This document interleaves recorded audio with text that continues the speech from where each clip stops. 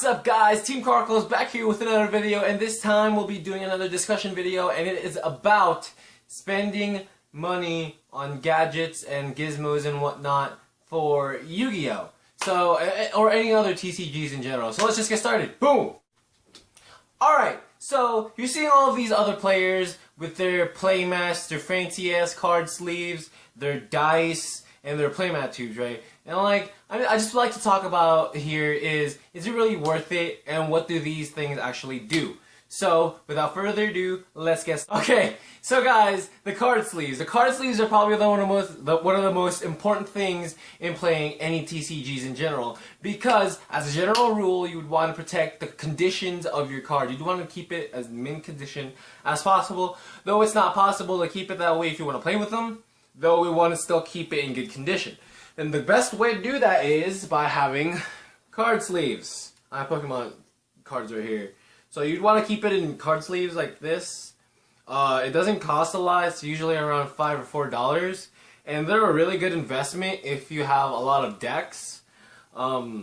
They last about 1 or 2 months until you can get new ones. Unless you're a broke guy, well then you can just play with them throughout your whole lifetime. But I would not suggest that, because what's the point of getting them if you're not going to keep replacing it?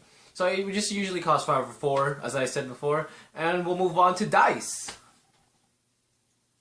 Not dice. Fuck, not dice. We'll move on to playmats, okay? So, playmats! Playmats. These things are the ones that protect your card sleeves. I know it sounds dumb, but playmats, they can come in all different shapes and sizes.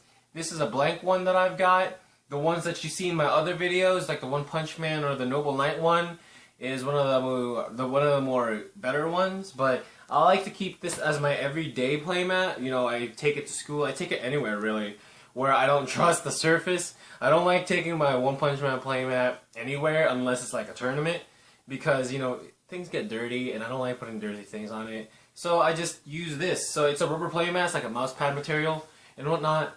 You would normally get this like off of Amazon for like $11, $12. It's a good investment, and it helps you know, pick up the cards from the table or whatnot.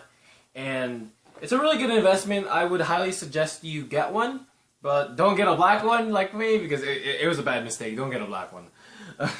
So we'll move on to the next segment.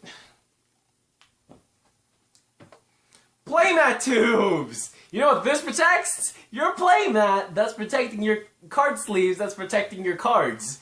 So playmat tubes are honestly another essential if you want to get a playmat. Playmats. If you have like a high quality playmat, you'd want to like keep it in a playmat tube.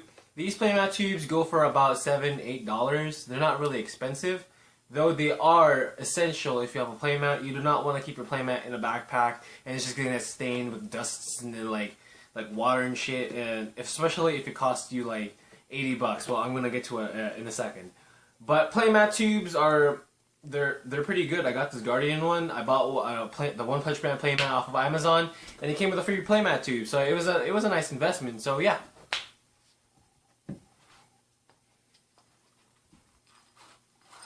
And next thing we got dice and counters. I don't know if you guys can see this. It's dice and counters. So there's dice in here and some counters. These actually really help if you play other TCGs like Vanguard or Pokemon. But Yu-Gi-Oh! In general, you'd want to use dice just to go first or second. You can get this off of like 99-cent store, to be honest. And I got this case for free. And I don't know where the hell I got these counters from, but they are awesome. So dice and counters pretty much really like I don't know, it's just a +1. It's not essential, but if you want to get one, yeah, no one's stopping you. But it's a +1. You can plus off of it. And that's pretty much about it. Calculator.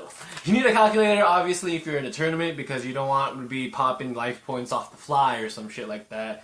Either you have a calculator or a paper and pencil. It doesn't really matter. Just something to keep track of your life points. I don't know how much calculators cost, but I bet you right now they're at the 99-cent store. But yeah, you can get your school calculator, obviously, but don't steal it. Okay, go buy one from 99-cent store, obviously. And yeah, calculators, useful. And lastly, trade binders. Now, unfortunately, I don't have a trade binder yet. Planning to get one, but trade binders are also essential to look professional if you're gonna try to trade with somebody. If you want them to take you seriously, you'd obviously want a trade binder. You don't want them stuck in all in like a big tin or some shit like that. You'd want a trade binder. Trade binders usually go for like $10 to like $15, but if you want the leather expensive ones, they go for about $30. Yeah, that's pretty much about it. Okay guys, so I hope you guys liked this video. Hopefully it was informative enough for you guys. Let me know down in the comment section below if you guys have any more questions. And I hope you guys have a good rest of your day. Like, comment, subscribe. It really helps out the channel, and I'll see you guys later.